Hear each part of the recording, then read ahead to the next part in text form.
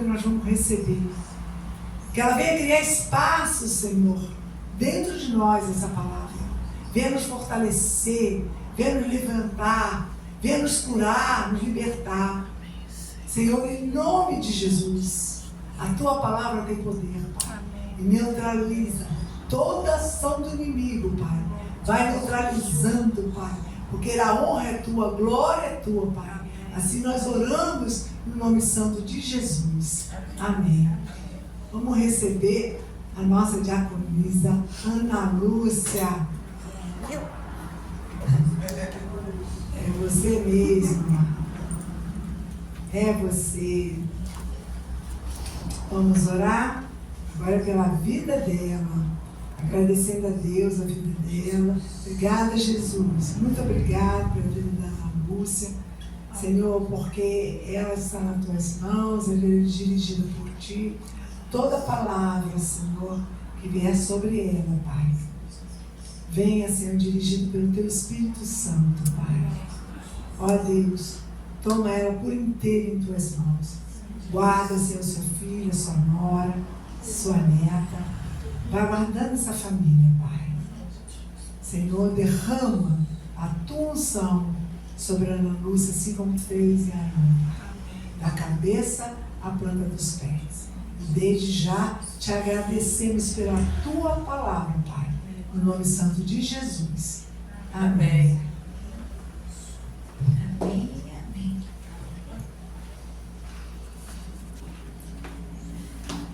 Me perguntaram por que não teve escola bíblica? É que, sabe, Amado, o assunto que nós vamos ver aqui é o que seria dado. Tá? E nós estamos, para quem não frequenta a escola bíblica, nós estamos lendo um tema assim, muito importante.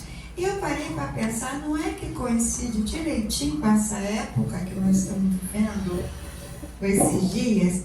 Veja, domingo que vem, o que nós vamos celebrar? A Páscoa. A Páscoa é a ressurreição. Mas o que vem antes da ressurreição? Hein? A morte, todo aquele sacrifício, não é isso?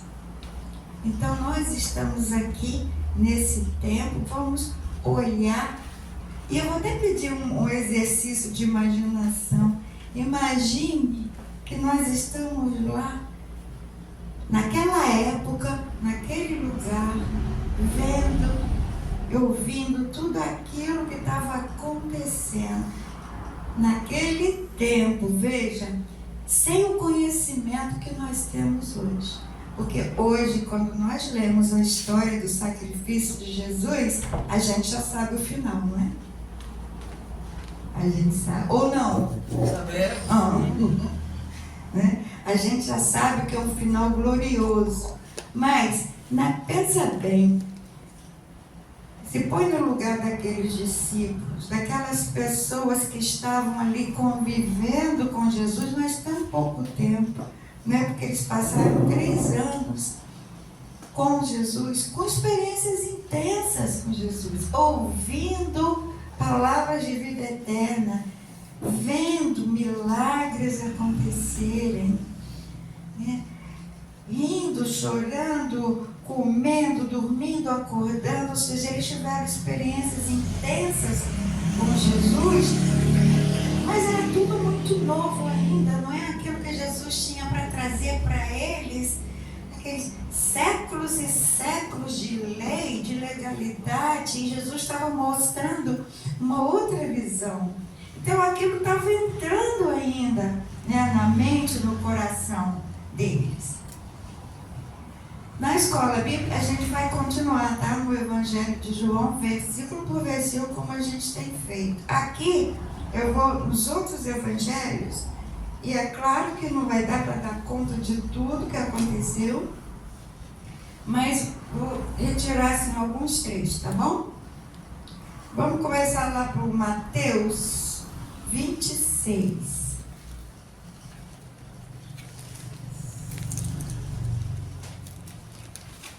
26, do 47.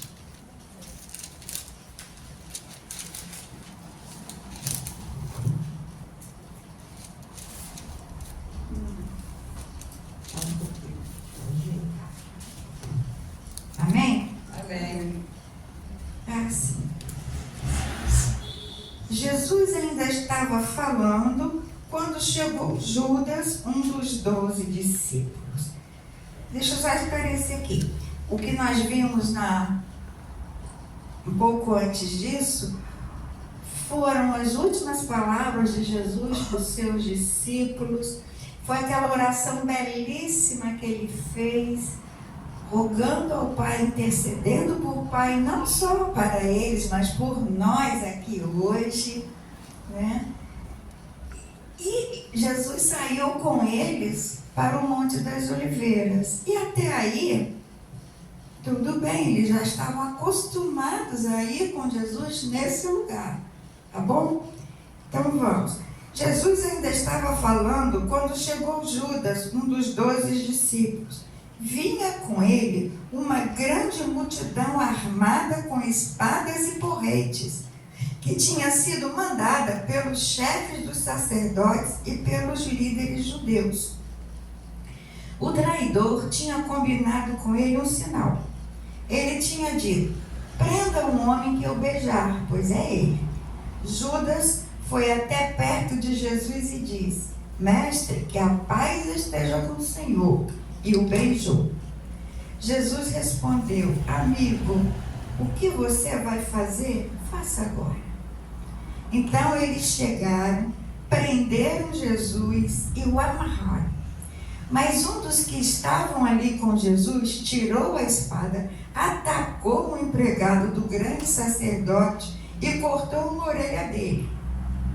Aí Jesus disse: guarde a sua espada, pois quem usa uma espada será morto por uma espada.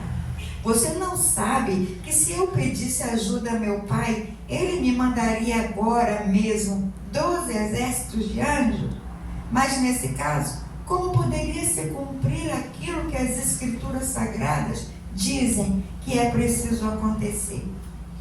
Depois Jesus disse para aquela gente: vocês vêm com espadas e porretes para me prender como se eu fosse um bandido? Eu estava todos os dias ensinando no pátio do templo e vocês não me prenderam. Mas tudo isso está acontecendo para se cumprir o que os profetas escreveram nas Escrituras Sagradas. Então, todos os discípulos abandonaram Jesus e fugiram. Olha a situação, né? Eles estavam indo com Jesus naquele lugar que eles estavam acostumados. Aí, de repente, cadê Judas? Mas Judas não estava ali? Aí Judas aparece com guardas armados, com espadas, com porretes, com pompa e circunstância, né? Não vem devagarinho, não. A situação ficou estranha. Pense se você estivesse lá. O que está acontecendo? A coisa ficou tão estranha que um dos discípulos, que a gente sabe quem foi, o Pedro é do tipo, ele não pensa duas vezes antes de agir, ele age duas vezes antes de pensar. Pedro pegou uma espada lá de um guarda e creu na orelha de um dos empregados, que pelo Evangelho de João a gente sabe o nome dele também, né? Malco. E aí, o que aconteceu, né? Pedro foi que foi. Se Pedro estava esperando algum agradecimento da parte de Jesus, se deu mal. Em vez de agradecimento, Jesus até repreendeu. Falou: Pedro, guarda a sua espada, porque quem vive da sua espada morre por ela. E não só isso. Ele pegou a orelha e colocou no lugar. Não fazia sentido. Estavam sentindo como se pertencesse àquela época? Vocês achariam que faria sentido também, depois de terem ouvido de Jesus, que Ele é o Rei, que Ele é o Messias, que Ele é o Filho de Deus? Israel vinha esperando por séculos e séculos o Salvador. Não fazia muito sentido, né, que Ele fosse preso. Jesus tinha avisado, sim, que era necessário que Ele morresse. Mas não tinha dado detalhes. E aquilo que eles estavam vendo não combinava muito aquilo que eles estavam pensando. Bom, e aí o que os discípulos fizeram? Fugiram, né? Que é o que normalmente se faz, é o que a gente também faz, né?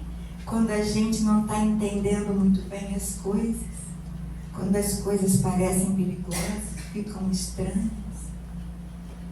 Eles fugiram. Eu não sei o que está acontecendo, posso estar em perigo, minha família pode estar em perigo. E ó, se mandaram. Nós também, às vezes, fugimos, se não correndo, mas fugimos na mente, né?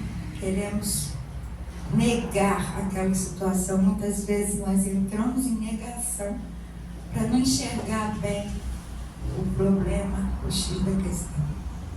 Então os discípulos fugiram. E aí, para onde aqueles guardas levaram Jesus? Sabe, Lares, quando eu lia pelas primeiras vezes isso, eu achava que esses guardas eram do Império Romano, vinham da parte de César, mas não eram não.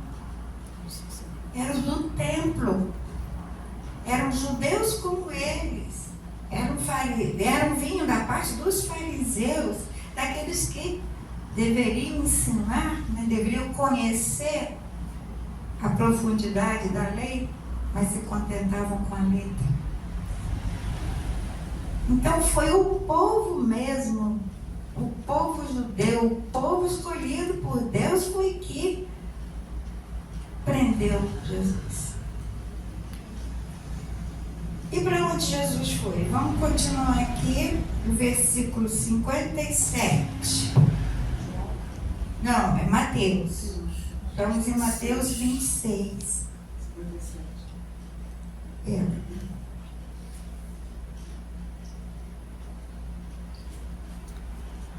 Amém? Os homens que prenderam Jesus o levaram até a casa do grande sacerdote Caifás, onde estavam reunidos alguns mestres da lei e alguns líderes judeus. Pedro seguia Jesus de longe até o pátio da casa do grande sacerdote. Entrou e sentou-se com os guardas para ver como aquilo ia terminar. E aí, amados, deixa eu só resumir aqui. Jesus estava então diante do sinédrio, né, que era o poder. E eles, em cima de Jesus, porque eles procuravam alguma coisa para acusar Jesus. Mas eles não encontraram. E ficaram insistindo.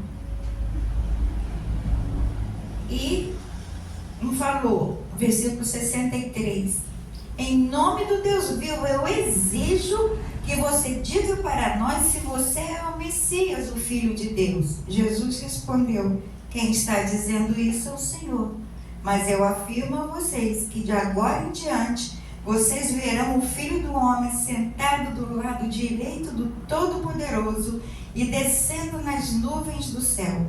Aí o grande sacerdote rasgou as suas próprias roupas e disse, ele blasfemou, não precisamos mais de testemunhas. Vocês ouviram agora mesmo essa blasfêmia contra Deus. Então, o que resolvem? Eles responderam, ele é culpado e deve morrer. Em seguida, cuspiram no rosto de Jesus e deram bofetadas nele.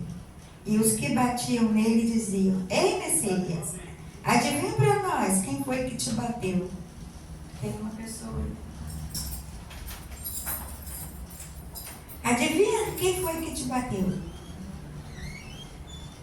Então, amados, eles saíram, né? Os guardas levaram ele para a casa do sumo sacerdote, que eles procuravam acusar Jesus, não achavam. E, por causa dessa palavra, Jesus foi acusado de blasfêmia e decretaram que Jesus tinha que morrer. Só que tinha um problema. nessa dominação do Império Romano. Olha, Roma não estava preocupada com certos detalhes. Era a política de Roma, quando conquistava outros territórios, respeitar a cultura daquele povo, a religião, deixa eles agir como estão acostumados, deixa eles adorarem os seus deuses, mas em questões de ordem, né, de julgamentos, Roma era quem estabelecia.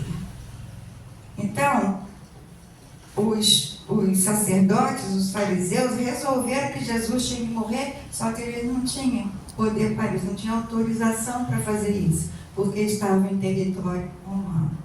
Aí, o que aconteceu? Levaram para quem? Para o governador, o representante de César ali na Judéia, que era Pôncio Pilatos. Vamos ver no capítulo agora 27.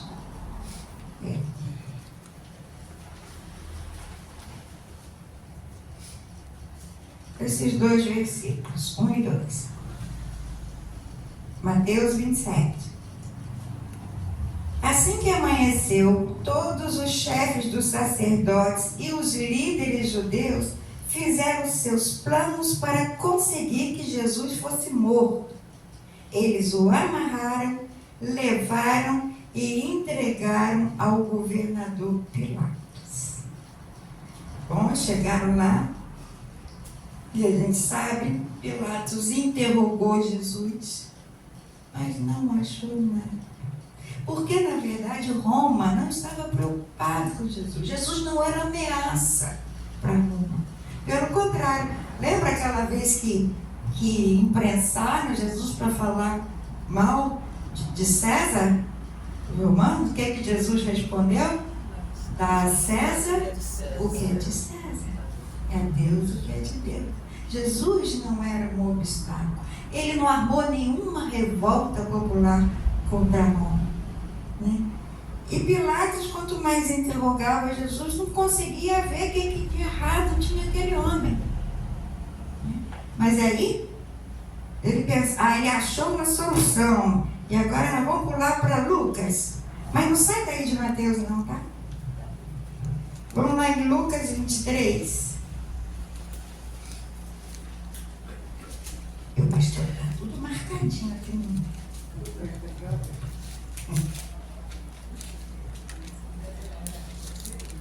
Lucas 23, do versículo 6. Amém? De 6 a 12. Aí, né? Ouvindo isso, Pilatos perguntou: esse homem é da Galileia? Quando soube que Jesus era da região governada por Herodes, Pilatos o mandou para ele, porque Herodes também estava em Jerusalém naquela ocasião. Olha, Pilatos era assim, o governador geral, era o líder deles todos. Mas cada região, né, Galileia, Samaria, Judéia, Peré, tinham os seus governadores. E o governador da Galileia era Herodes, né? E Jesus era conhecido como Galileu, né? Então Pilatos, opa, já sei para quem mandar esse abacaxi. E Herodes estava lá. Então mandou, é assunto da Galileia, não tem nada com isso. Então lá foi, né, aquele século carregando Jesus para Herodes. E isso, amados, foi feito não foi escondidinho. Jesus não foi nenhum carro protegido por vidro fumê. Foi todo mundo estava vendo. Estava em expectativa, porque a notícia se espalhou, ele foi preso. Sabe aquele que fazia milagre? Sabe aquele que fez isso, que curou fulano? Foi preso. E eu acho até que quando Jesus foi diante de Pilatos, eu acho até que eles ficaram animadinhos. Pensaram, então é agora que vai vir alguma coisa sobrenatural, né? Jesus vai acabar com Roma, vai destruir tudo e finalmente virá a glória de Israel. Mas Jesus não fez nada disso. Ficou quieto. Foi para Herodes, voltou para Pilatos. Ah, não, estamos em Herodes ainda, né? Estamos em Herodes. Ainda Lucas 23. Já lemos o 6 e o 7, vamos ler o 8. Herodes ficou muito contente quando viu Jesus, pois tinha ouvido falar a respeito dele e fazia muito tempo que queria vê-lo. Ele desejava ver Jesus fazer algum milagre. Então fez muitas perguntas a Jesus, mas ele não respondeu nada. Os chefes dos sacerdotes e os mestres da lei se apresentaram e fizeram acusações muito fortes contra Jesus.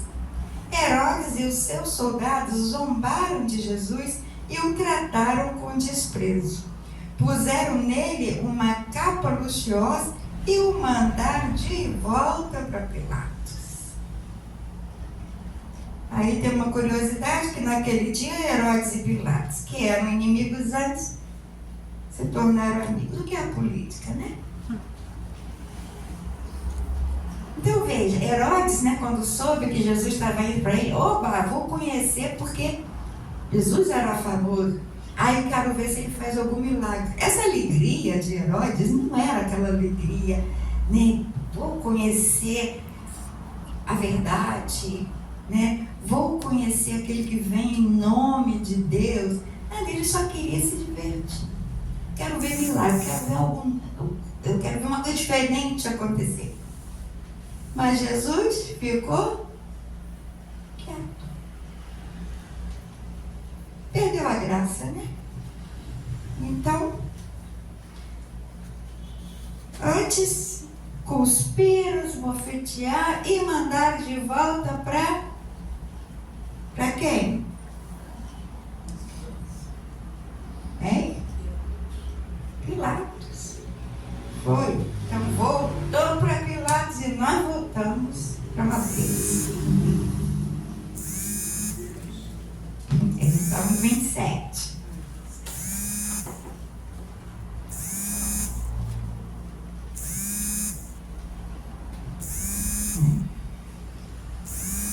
Então Jesus de novo vai, fica de frente de Pilatos. Pilatos continua, né, o seu interrogatório e continua não achando nada. A partir do 20. Os chefes dos sacerdotes e os líderes judeus convenceram a multidão a pedir ao governador Pilatos que soltasse Barrabás e condenasse Jesus à morte. Esse era um costume que os judeus tinham por ocasião da Páscoa, soltar um prisioneiro. Então Pilatos, que na verdade não queria condenar Jesus, pegou o piorzinho deles, Barrabás, e colocou diante daquele povo e perguntou: quem que vocês preferem que eu solte? Jesus ou Barrabás? E o povo escolheu quem? Barrabás. Barrabás, responderam eles. Pilatos perguntou: que farei então com Jesus, que é chamado o Messias? Crucifica, responderam todos. Ele perguntou: que crime ele cometeu? Aí começaram a gritar bem alto: crucifica! Então Pilatos viu que não conseguia nada e que o povo estava começando a se revoltar. Aí mandou trazer água, lavou as mãos diante da multidão e disse: eu não sou responsável pela morte desse homem, isso é com vocês. E toda a multidão respondeu: que o castigo por essa morte caia sobre nós e sobre nossos filhos. Então Pilatos soltou Barrabás, como eles haviam pedido. Depois mandou chicotear Jesus e o entregou para ser crucificado. Estão acompanhando a cena na imaginação? Estão vendo o que aquelas pessoas, né, os discípulos e os judeus, que figura que eles estavam vendo? Continuando, versículo 27. Depois, os soldados de Pilatos levaram Jesus para o palácio do governador e reuniram toda a tropa em volta dele. Tiraram a roupa de Jesus e o vestiram com uma capa vermelha. Fizeram uma coroa de ramos cheios de espinhos e a puseram na sua cabeça. E colocaram um bastão na sua mão direita. Aí começaram a se ajoelhar diante dele e a caçoar, dizendo: Viva o Rei dos Judeus! Cuspiam nele, pegavam o bastão e batiam na sua cabeça. Depois de ter caçoado dele, tiraram a capa vermelha e o vestiram com as suas próprias roupas. Em seguida, o levaram para o crucificar. Veja, só nesses versículos aqui que a gente leu, eu anotei o que já tinha acontecido com Jesus. E o que eles viram? Jesus traído. Foi traído. Jesus foi preso com estardalhaço. Foi julgado e tido como criminoso. Cuspiram nele. Jesus estava cuspido. Bateram nele. Ele está cheio de hematoma. Amarraram. Zombaram. Desprezaram. Humilharam, porque fantasiaram ele como rei, uma coroa de espinho, um manto, um bastão fingindo de cetro, ainda pegaram aquele bastão, ainda bateram na cabeça dele. E Jesus quieto. E o povo pensando: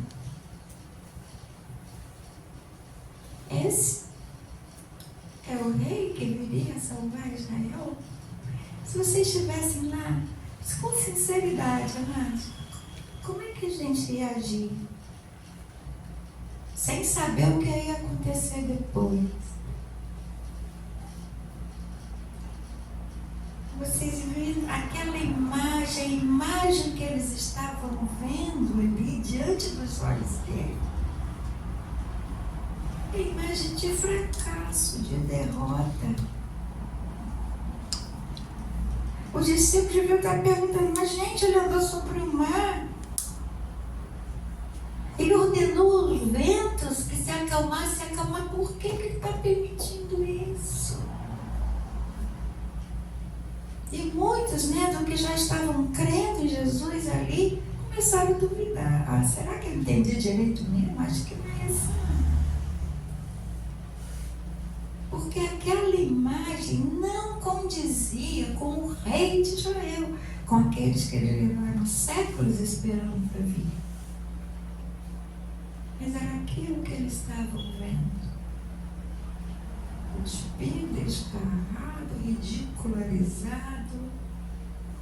Era essa a imagem, aquilo que os olhos viam, o que se apresentava diante deles.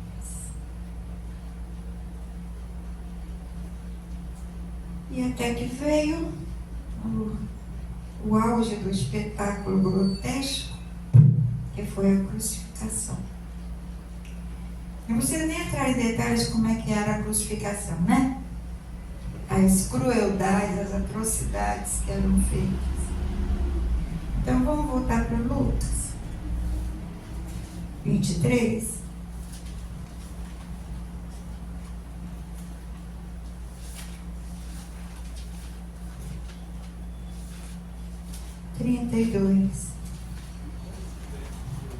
Lucas 23, 32. Sobre a crucificação.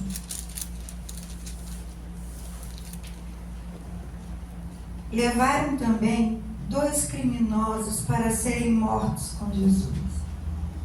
Quando chegaram ao lugar chamado a Caveira, ali crucificaram Jesus e junto com ele os 2 criminosos, um à sua direita e o outro à sua esquerda. E no 38, e por cima dele estava um título, escrito em letras gregas, romanas e hebraicas: Este é o Rei dos Judeus. E Jesus crucificado ali, entre aqueles 2 marginais, né? Naquela cena que era assim, o auge da humilhação, é o pior castigo, que era a cruz, instituída por Roma. Foi ali que ele estava.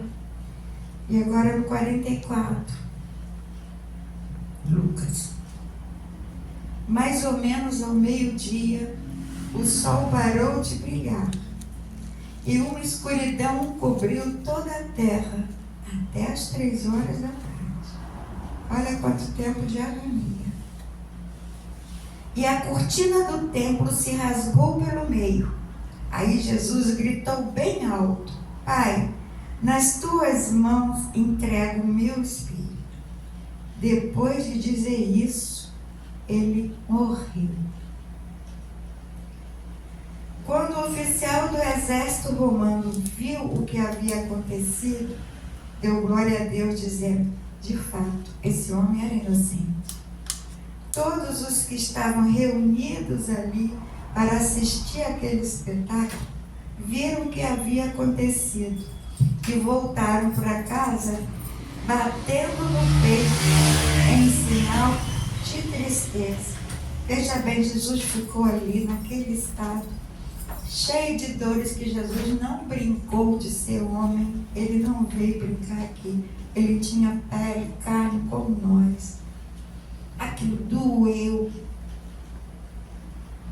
Dores físicas, dores emocionais,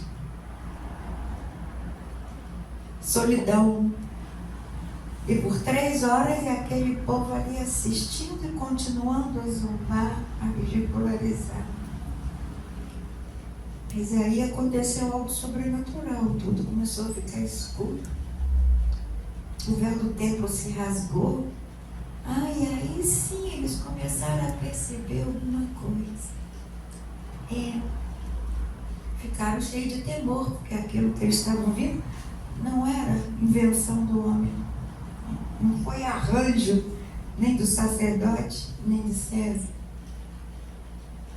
E aí começaram a temer. E voltaram: gente, o que é que nós fizemos? Mas precisou haver um sinal sobrenatural para as pessoas se perguntarem isso, caírem em si, né? E eu pedi para vocês se imaginarem no lugar dessas pessoas, porque muito provavelmente, eu falo por mim, eu ia ficar meio decepcionada. Alguém ficaria também ou é só eu? Jesus, pastora, que eu vou me esconder. Eu ia ficar meio decepcionada. Poxa, não foi isso que eu esperava. Cadê aquele poder dele? Cadê aquela voz do céu que dizia: esse é meu filho amado? Ninguém foi a favor dele. Roma venceu, os fariseus venceram. Era essa a aparência da coisa. E Jesus morreu mesmo. Deu o último suspiro, como todo ser humano de hoje.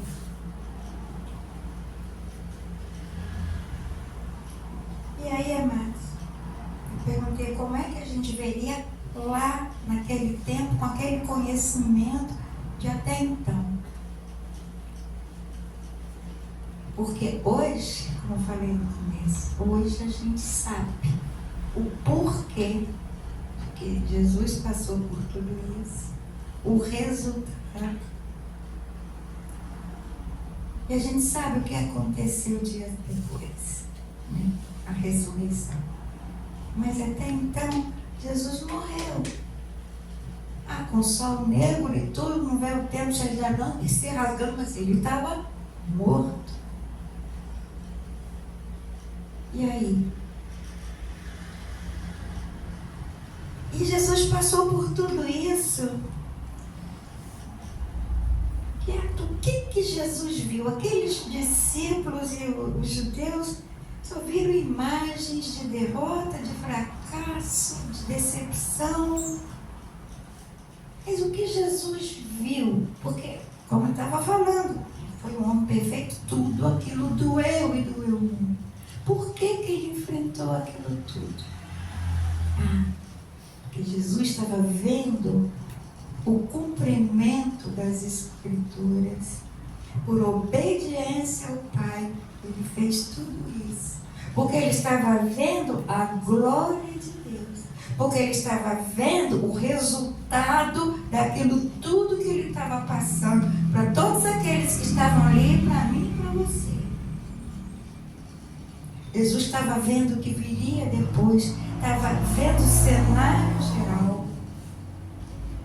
Jesus estava vendo o propósito de todas aquelas coisas. Ele não se prendeu, poxa, olha a minha situação. Não. Ele só enfrentou aquilo tudo porque ele sabia do significado e do propósito. Doeu menos por isso? Não. Machucou menos? Não. Mas o firmou. E ele foi até o fim. Foi até o fim, foi fiel até a morte, morte de cruz. Por mim e por você. Isso é o que Jesus viu.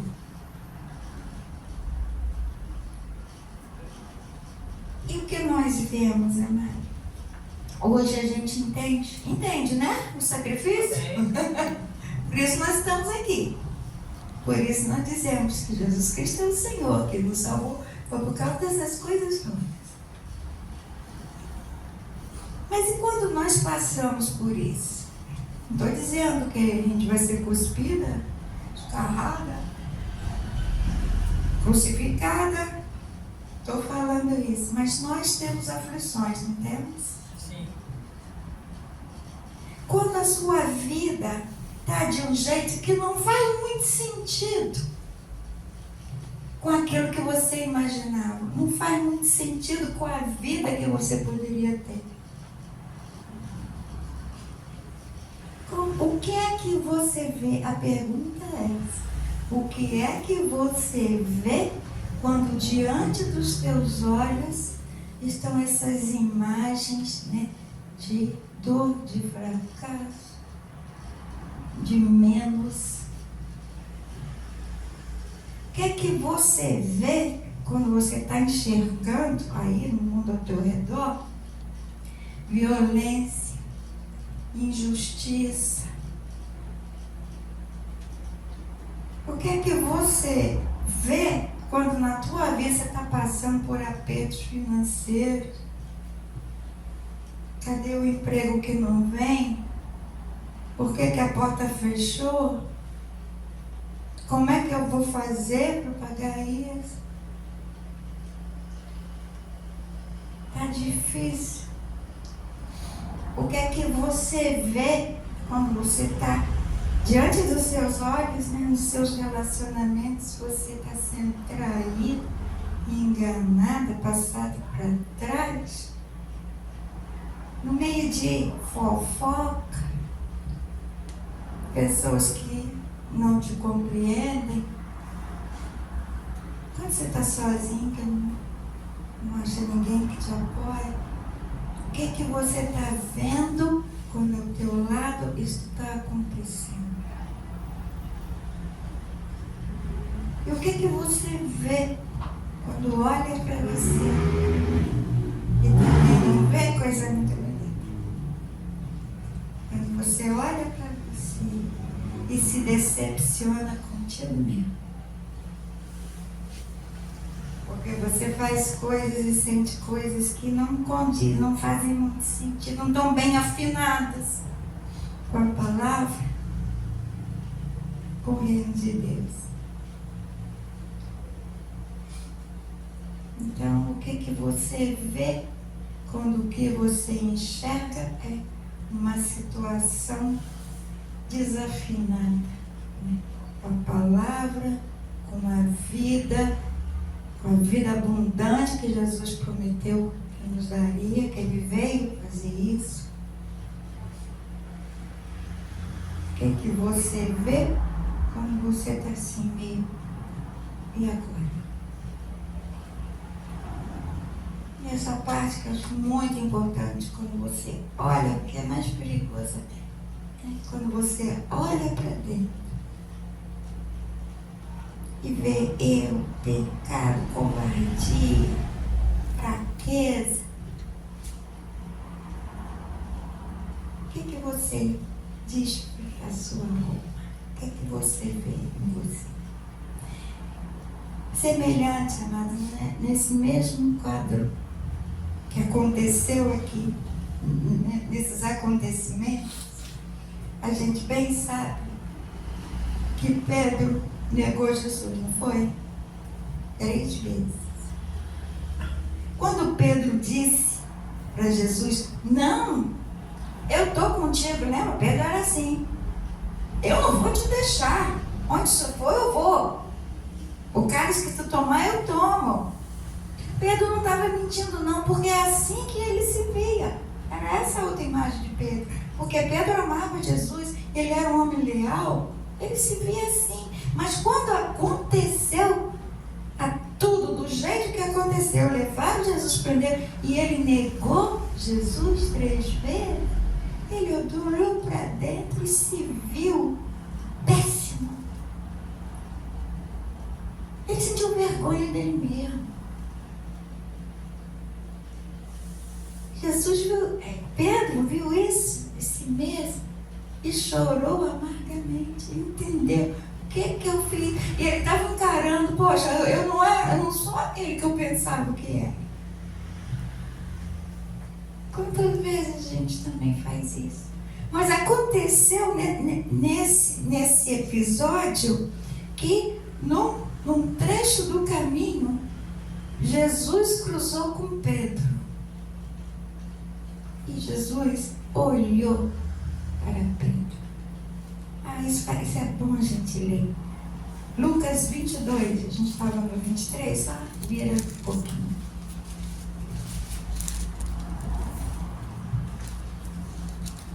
Lucas 22, 61. Isso Jesus, né, encontra Pedro, depois que Pedro negou. Então, o Senhor virou-se e olhou para Pedro. E Pedro se lembrou da palavra do Senhor, como ele tinha dito: antes que o galo cante hoje, tu me negarás 3 vezes. E saindo Pedro para fora, chorou amargamente. Então Pedro se viu desse jeito, envergonhado, triste, decepcionado consigo mesmo. Mas o que Jesus viu? O que tinha nesse olhar? Que viu misericórdia. Mas o que Jesus viu em Pedro? Muito mais que o pecador. Jesus viu aquele de quem ele falou: bem-aventurado és tu, Pedro. Porque não foi a carne e o sangue que te revelaram quem eu sou, mas foi o Espírito de Deus. Eu te farei, Pedro, pescador de homens. Em vez de pecador, ele viu pescador. E tu és Pedro, e sobre esta pedra edificarei a minha igreja. Foi isso que Jesus viu. E é isso que Jesus vê em nós, irmão. Sabe, quando você erra, quando você peca, ele não olha, viu? Você daí, ó. Não. Porque ele tem promessa para você. Ele te criou com um propósito. O Pai tem pensamentos que são mais altos que os nossos. Tem propósito para as nossas vidas. E é isso que o Pai vê. É isso que Jesus vê. E é isso que o Espírito Santo faz dentro de nós. Mas o que você vê e conta para a tua alma, porque eu estou falando daqueles momentos que você está sofrendo, que está vendo a coisa que está meio feia mesmo. Quando a coisa dói. Que olhar que você tem? O que é que você está vendo além? Porque isso que você vê é o que você vai contar para a sua alma. Você pode crer, né? Teu espírito crê em Deus. Mas às vezes a tua alma acredita é naquilo, aquela vozinha que diz, está vendo? Não adianta não. Fiz tudo errado de novo. Isso vai ser assim até o fim. O que fulano vai pensar de você? Você não é digno daquilo. Cremos em Deus, mas às vezes nossa alma acredita nas outras palavras, que não a palavra da vida eterna. Faz sentido, amados? Essa palavra fez sentido para você? Então vamos pensar nisso. No que nós vemos para além daquilo que nós estamos passando, porque disso vai depender de como nós enfrentamos essas situações. É a palavra de Deus que tem que viver em nós, em todas as situações, não só as mais bonitinhas, não. Nas situações mais angustiantes. Amém? Vamos orar?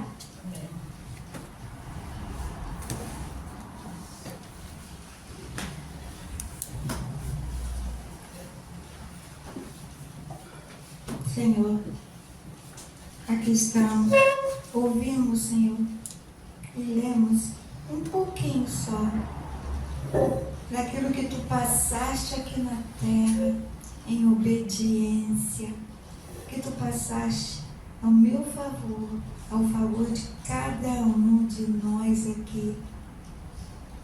E foi suficiente para salvar toda a humanidade, e não precisa mais do que essa vez, uma vez e para sempre. Mas também, Senhor, Tu conheces nossa natureza humana, nossas fraquezas, nossos tropeços, nossas quedas, nossos desvios. E Tu nos olha com amor. Tu não desistes de nós. Tu permaneces com os Teus propósitos, com os Teus pensamentos a nosso respeito. Então nós te pedimos, Senhor, nos ensina a ver. Nos ensina a ver por dentro e para além daquilo que as circunstâncias mostram, para além daquilo que queres nos fazer acreditar na nossa indignidade, porque é isso que o inimigo quer, que nós nos sintamos tão indignos, que não merecemos estar na presença de Deus. E as dificuldades que enfrentamos na vida, muitas vezes colocam ideias na gente de que aquilo é castigo. Olha, você não fez isso, olha o que você está colhendo.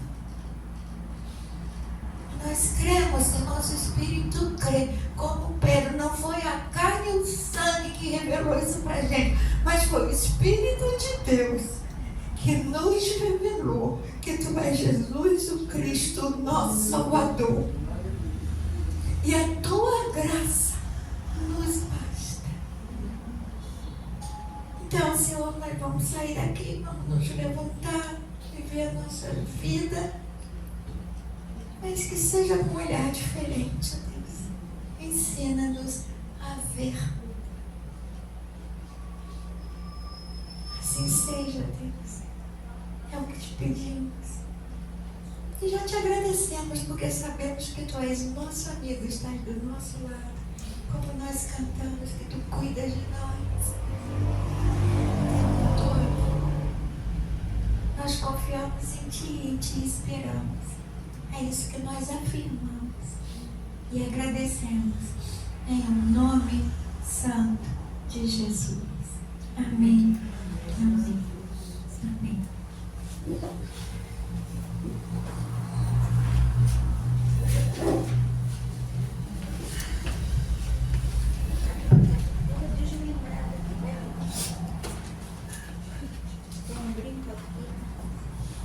Louvado seja glórias a Ti. Pela palavra, pela palavra que foi dada. Nos Deus, Senhor. Lembra que quando nós iniciamos Salmo 38, que cada um colheu uma palavra. A palavra é para nós hoje, sempre, queridos. Porque esse Jesus, Ele vive, Ele nos perdoa, Ele nos ajuda a caminhar aqui na terra. E muitas vezes, a Ana falou que nós nos sentimos muito mal, com coisas que acontecem em nossas vidas e nos abala, e nós perguntamos a nós mesmos: quem somos nós? O que eu estou fazendo nessa história toda? Será que eu sou útil mesmo para o Senhor? E louvado seja Deus, porque o Senhor não nos guia pelo que os fatos que nós fazemos, mas pelo nosso coração. Ele vê na profundidade do nosso coração. Mesmo nos arrastando, mesmo sentindo dores, Senhor, obrigado pela Tua misericórdia, pela Tua graça, pelas nossas vidas. Amém. Obrigada, Senhor.